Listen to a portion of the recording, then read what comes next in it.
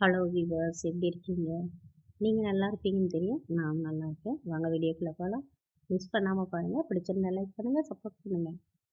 பொதுவாக இன்னைக்கு பார்த்தீங்க அப்படின்னா, விஜய் அவர்கள் வந்து பாண்டிச்சேரியில் அந்த உப்பளம் பகுதியில் பொதுக்கூட்டத்தில் கலந்துக்கிட்டு பேசினார். மீட்டிங்கில் பேசியிருக்காரு. ஸோ அவர் என்னென்ன சில விஷயங்கள் வந்து நம்ம கோடிட்டு காட்டலாம். பொதுவாக வந்து தமிழ்நாடு வந்து தனி நாடாக பார்க்கப்படுது அப்படின்னு பேசியிருக்காரு. பாண்டிச்சேரியும் தனி ஒரு இதுவா பார்க்கப்படுது அப்படின்னு பேசியிருக்காரு.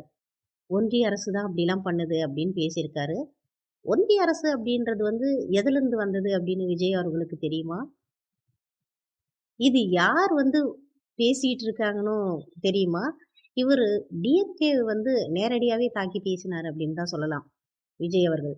அப்போ அவர்கள் தாக்கி பேசினார் விஜய் அவர்கள். ஆனா, அவர்கள் பேர் வச்சது தான் ஒன்றிய அரசு. ஆனா, அவரு டிஎம்கேவே தாக்கி பேசிட்டாரு. அவங்க பேர் வச்சதே வழிமொழியிறாரு. அப்போ இது முரண்பாடு தானே! அதுதான் கேள்வியே, மிகப்பெரிய கேள்வியே. இன்னைக்கு வந்து என்ன பேசியிருக்காரு அப்டின்னா, எல்லாத்தையும் நம்ம வந்து 2026ல வந்து மாத்திருவோம். மாத்தலாம் அப்டின்னு வந்து தன்னுடைய தொண்டர்களை வந்து விஜய் அவர்கள் அழைச்சிருக்காரு. ஸோ 2026ல எந்த மாதிரியான ஒரு மாற்றம் ஏற்படும் அப்டின்னு தெரியல. பெருசா என்னோட தனிப்பட்ட கருத்துன்னு சொல்ல முடியாது. மக்களோட தனிப்பட்ட ஒரு மக்கள் என்ன அப்டின்னா, திடீர்னு வந்து ஜெயிச்சிட முடியுமா? அப்டின்ற ஒரு கேள்விக்குறி இருக்கு. பெரிய கேள்விக்குறி. கூட்டணியினுடைய பலம் தான் வந்து ஒரு கட்சி வந்து வழிநடத்தி ஜெயிக்கிறதுக்கும் ஒரு அச்சாணியா விளங்கும் அப்டின்னு சொல்லலாம்.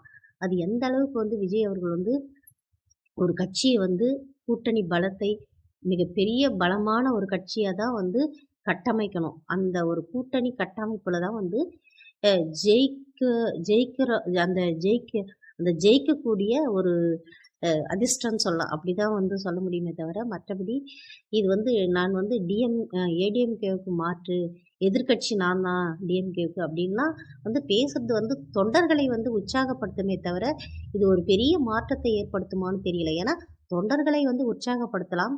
ஆனா, இங்க கள எதார்த்தம் வேறு.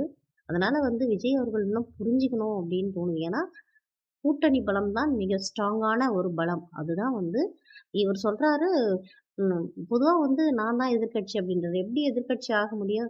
ம் இது திரு எடப்பாடி பழனிசாமி அவர்கள் தான் வந்து எதிர்க்கட்சி தலைவரா இருக்காரு. அடுத்தது வந்து தெரியல நமக்கு எப்படின்னு தெரியல. அடுத்தடுத்த கோணங்கள் நமக்கு தெரியல. ஸோ அப்படி இருக்கும்போது இவரு ஸ்ட்ராங்கான கூட்டணி இல்லாமல் பொதுவா நம்ம வெளிப்படையாவே சொல்லணும் அப்படின்னா, திராவிட கட்சிகள் கூட்டணி இல்லாமல் தமிழ்நாட்டிலே ஒரு சீட்டு கூட ஜெயிக்க முடியாதுன்றது தான் இப்ப இருக்கிற நிதர்சன உண்மை. இது எந்த அளவுக்கு புரிஞ்சுக்கிறாருன்னு பார்க்கலாம்.